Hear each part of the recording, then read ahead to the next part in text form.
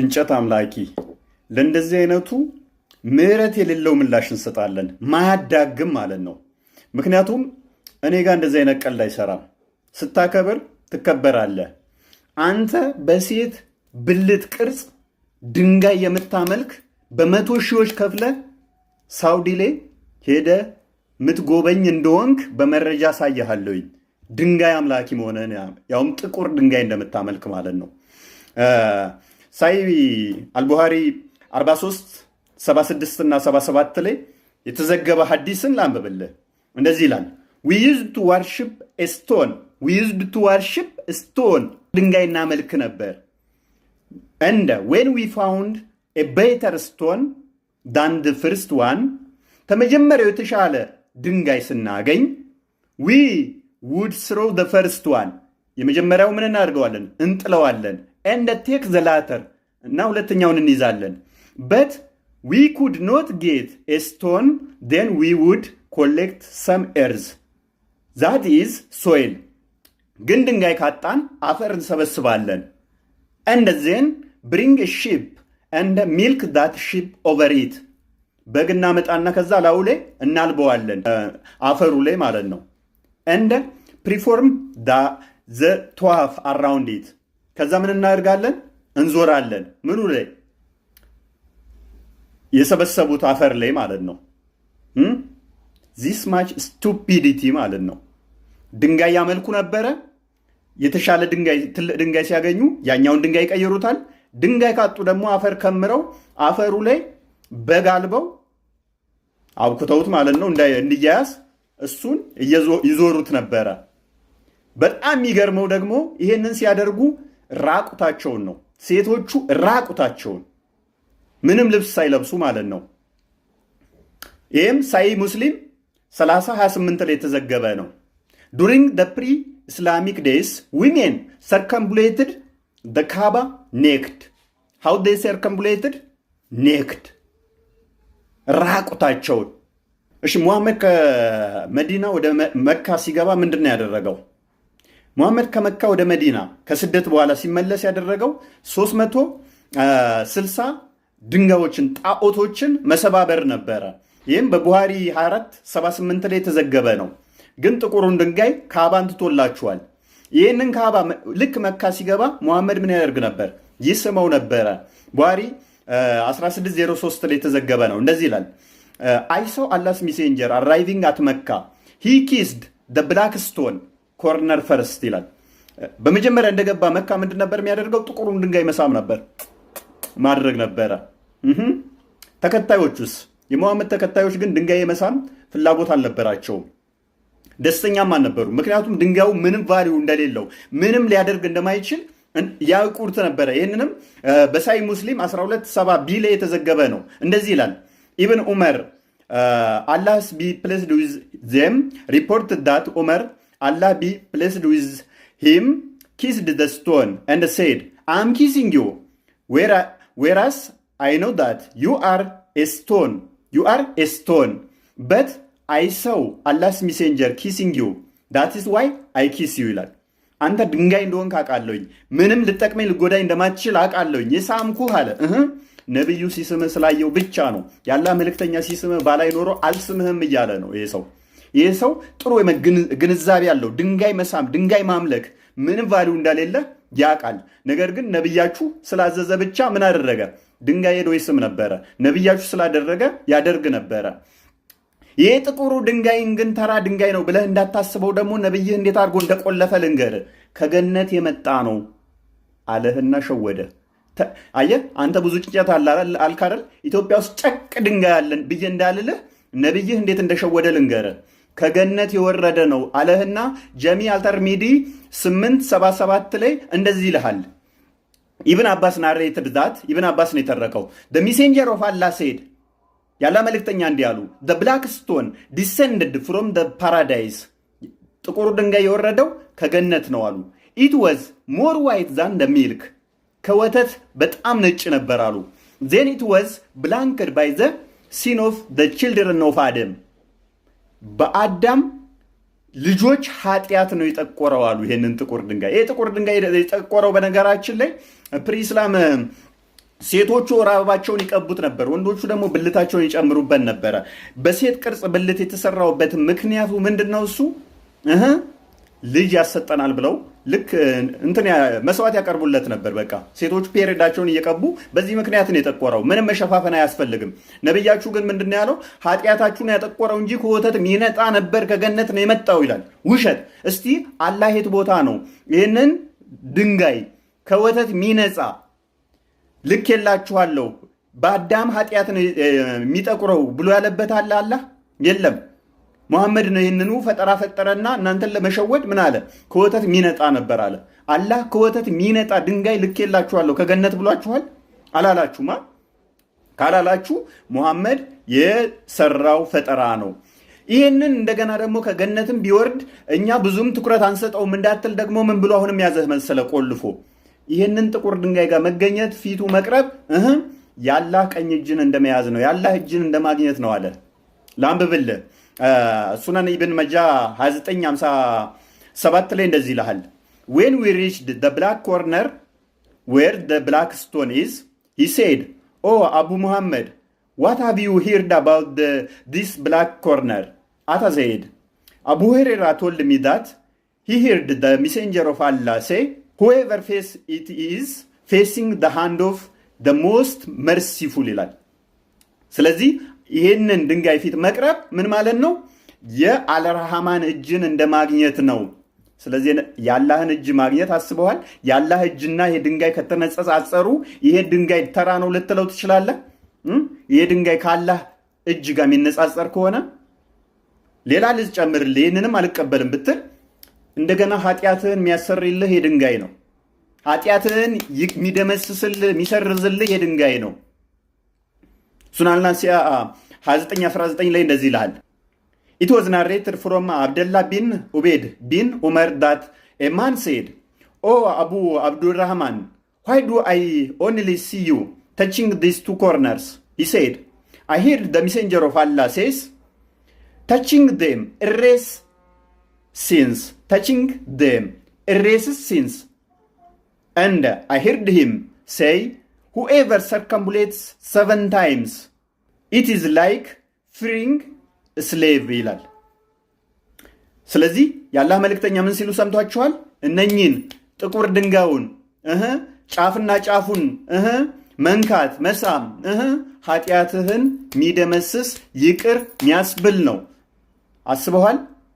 ይህ ጥቁር ድንጋይን ሄደህ እንድታመልክ አድርጎሃል። ኢትዮጵያ ውስጥ ጨቅ ድንጋይ ነበረልህ እኮ።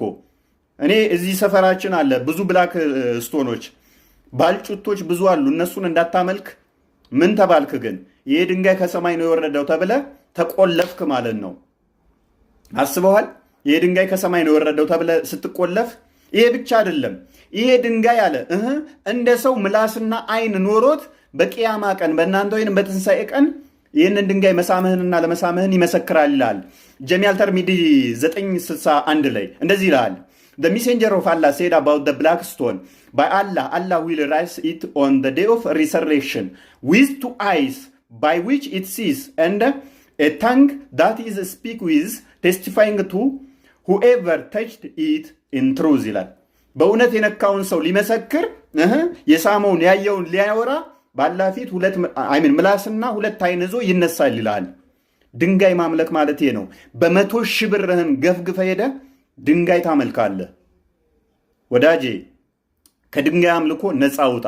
ክርስቶስ ከሰማይ የወረደው ዮሐንስ ወንጌል ምዕራፍ 3 ቁጥር 13 ላይ ከሰማይ የወረደ በቀር ወደ ሰማይ የወጣ የለም ይላል። ይሄንን ለመሻር ነው። አይ እንዴት ናችሁ? አሁን ምነግራችሁ እውነት ይሄ ነገር የፈጣሪ ሕግ ነው ወይንስ አንድ ሰው ሲደብረው ዝም ብሎ የጻፈው ነው ብላችሁ እንድታስቡ የሚያደርግ ነው። ታሪኩን እናንተው ሊያምጥቼ በምሳሌ ልንገራችሁ። የ60 ዓመት ባልና ሚስት የሆኑ ብዙ ልጆች የወለዱ የልጅ ልጅ ያዩ አሉ እንበል። እነኚህ ጥንዶች በተጋቡ በ5ኛ ዓመታቸው ላይ አለመግባባት ተፈጠረና በመካከላቸው ተለያዩ። ሽማግሌ ገባና ተተለያዩ በኋላ ከዓመታት ወይም ከወራት ወይም ከቀናት በኋላ አስታረቃቸውና አብረው ሆኑ። እንደገና ደግሞ ከ15ኛ ዓመታቸው ላይ ተፋቱ። አሁንም እንደገና አሰቡና እነኚህ ሁለቱ ጥንዶች ተስማሙና አብረው መሆን ጀመሩ። 30 ዓመታቸው ላይ ደግሞ አብረው ኖሮ ተለያዩ፣ ተስማምተው ኖሩ፣ ታረቁ ማለት ነው። እንደዚህ በእስልምና የሚቻል ይመስላችኋል? አይቻልም፣ አይፈቀድም። በእስልምና ተፋተህ ሁለቴ ብቻ ነው የሚፈቀድልህ ፍቺ። ይህን ታውቃላችሁ? የላሚቷ ምዕራፍ አያ 230 ወይም ሱራ አልበቀራ አያ 230 ላይ 229 ላይ እንደዚህ ይላል። 229 ላይ ፍቺ 2 ጊዜ ነው፣ ከዚህ በኋላ በመልካም መያዝ ወይንም በበጎ አኳኋን ማሰናበት ነው ይላል። በእስልምና የሚፈቀደው ፍቺ ስንት ጊዜ ነው? 2 ጊዜ ብቻ ነው። እናንተ መታረቅንና አብሮ መኖርን መቀጠልን ይሄ የዕለት ተዕለት ኑሮ ነው ያለ ነው የሚያጋጥም ነው። ተለያይተው መልሰው መታረቅ ይችላሉ። እንደ ሰውኛ አስባችሁ ልትሉ ትችላላችሁ። ሞሮፍ ደግሞ ክርስቲያኖች ማቴዎስ ወንጌል ምዕራፍ 5 ቁጥር 9 ላይ የሚያስታርቁ ብፁዓን ናቸው ስለሚል ልጆች ወልዳችኋል ታረቁ ብላችሁ አስታርቃችሁ አብራችሁ እንዲሆኑ ልታደርጉ ትችላላችሁ። በእስልምናው ግን አይቻልም። ፍቺ 2 ጊዜ ብቻ ነው የሚፈቀደው። በጣም በሚያሳዝንና በሚያስገርም ሁኔታ ደግሞ ሱራ አልበቅራ 230 ላይ እንደዚህ ይላል። እነኚህ ሰዎች አብረው ቢኖሩ ለምንድን ነው ማይቻለው? እንዴት ነው አብረውስ መቀጠል የሚችሉ ስትሉ ቁርአኑ ይመልስላችኋል እንዴት ከዛ በኋላ አብረው መቀጠል እንደሚችሉ። እንደዚህ ይላል፣ ሶስተኛ ቢፈታትም ከዚህ በኋላ ሌላን ባል እስከምታገባ ድረስ ለእርሱ አትፈቀድለትም። ሁለተኛ ባል ቢፈታትም የአላህን ሕግጋት መጠበቃቸውን ቢያውቁ በመመላለሳቸው በሁለቱም ላይ ኃጢአት የለባቸውም። ይህችም የአላህ ሕግጋት ናት፣ ለሚያውቁ ሕዝቦች ያብራራታል ይላል። አስባችሁታል? በጣም ያስቃል፣ ያስገርማል። ሶስተኛ ቢፈታት እሷ ሌላ ባል ታገባና ያንም ባልፈታ አንተ ጋር ትመጣለች። እርግጠኛ እንደዚህ አይነት ነገር አሁን የፈጣሪ ሕግ ነው ብላችሁ ታስባላችሁ? ሚስትህን 2 ጊዜ ፈታሃት፣ ሶስተኛ ከፈታሃት ግን እሷ ሌላ ባል ማግባት አለባት የግዴታ ከአንተ ጋር ለመታረቅ። ሌላ ባል አግብታ ያኛውን ባል ድሮፕ አድርጋ አንተ ጋር ትመጣለች ከዛ በኋላ። እንደዚህ አይነት ጨዋታ ፈጣሪ የሚጫወት ይመስላችኋል? በክርስትና በማቴዎስ ወንጌል ምዕራፍ 5 ቁጥር 32 ላይ ከ28 እስከ 32 ፍቺን እግዚአብሔር ይጸየፈዋል፣ ያወግዘዋል። ከዝሙት በቀር በዝሙት ካልሆነ እሷ ሌላ ቃል ጋር ካልሄደች እሱ ወይንስ ሌላ ሴት ጋር ካልሄደ ፍቺ ክልክል ነው፣ ክልክል ነው፣ ወንጀል ነው። መጽሐፈ ሚክያስ ምዕራፍ 2 ቁጥር 14 እስከ 16ም የቃል ኪዳን ሚስትን አትፍታ ይላል፣ አታታላትም ይላል። መታረቅ ያለ ነው። ብትጣላ ልትታረቅ ትችላለህ እንጂ ሚስት ሌላ ወንድ አግብታ ያን ወንድ ደግሞ እንደገና ፈታ እንዴት ነው ወደ አንተ ልትመለስ የምትችለው? መታረቅ ያለ ለምን 10 ጊዜ አትጣላም? አለመግባባት ይፈጠራል፣ ልትፋታ ትችላለህ። ተመልሰ መታረቅ ነው እንጂ ሌላ ባል እሷ አግብታ ከዛ በኋላ ያንኛውን ባል ፈታ ወደ አንተ የምትመጣበት ምክንያት ምንድን ነው? ይሄ የፈጣሪ ሕግ ነው ብላችሁ ታስባላችሁ? ፈጣሪ እንደዚህ የሚጫወት ይመስላችኋል? ወይንስ ይሄ አሁን አዲስ የምታገባውን ባል ደግሞ ታገባውና ከኔ ጋር ለመታረቅ ስለሆነ አዲስ የምታገባው ባል ንብረቱን ተካፍላ ወደ እኔ ልመጣ ማለት ነው? እንደዚህ አይነት ቁማር ፈጣሪ ይጫወታል። በነገራችን ላይ በእስልምና ወንዱ ልጅ ሴቷን መፍታት ከፈለገ 3 ቃል መናገር ብቻ ነው የሚጠበቅበት። 3 ቃል ምን? ፈታውሽ ፈታውሽ ፈታውሽ ካለ ኢንቫሊድ ይሆናል ጋብቻቸው፣ ፍቻቸው ይጸድቃል ማለት ነው። 3 ቃል ፈታውሽ ፈታውሽ ፈታውሽ ታላቅ። በዚህ ሕግ ጋብቻቸው መፍረስ ይችላል ማለት ነው። እንደገና ደግሞ ሱራ አልኒሲያ ቁጥር 20 ላይ እንደሚናገረው የሴቶች ምዕራፍ ቁጥር 20 ላይ ወንዶች ሴትን በሴት መተካት ሚስትን በሚስት መተካት ከፈለገ ለሴቷ ገንዘብ መስጠት ብቻ ነው የሚጠበቅበት። ስለዚህ ሀብታም ሲሆን እኔ ያገባዋችክ ለምሳሌ ደሃ ሆኜ ሳገባት እሰዚህም ከሆነች ሀብታም ሲሆን ደግሞ ቆንጅዬ ቺክ ሳገኝ 4 አግብቼ ማለት ነው 5ኛ ያው አንደኛዋን ለመቀየር ስፈልግ ለአንደኛዋ ገንዘብ ሰጣለሁ፣ ሌላኛዋን አመጣለሁኝ። ይህ የፈጣሪ ህግ ነው እውነት? ሴቶች ራሳችሁን እንዴት ነው የምታስቡት? በእስልምና ውስጥ እንደ ቃኑ እንዴ ራሳችሁን የምትቆጥሩት? ሴት ልጅ ከወንድ ጋር እኩል ያለምንም አለመተናነስ ነች ብዬ አምናለሁ። ገንዘብ እየሰጠው እንዴት ነው ሴትን በሴት መቀየረው? ኮተት ነች እንዴ? ዕቃ ነች እንዴ? አሸንጉሊት ነች እንዴ? ሴትን በሴት መቀየር ከፈለክ፣ ሚስትን በሚስት ቦታ መቀየር ከፈለክ ብዙ ገንዘብ ስጣት፣ ከሷ ገንዘብ አትውሰድ። ሴት ልጅ እንዴት ነው በገንዘብ የምትቀየረው?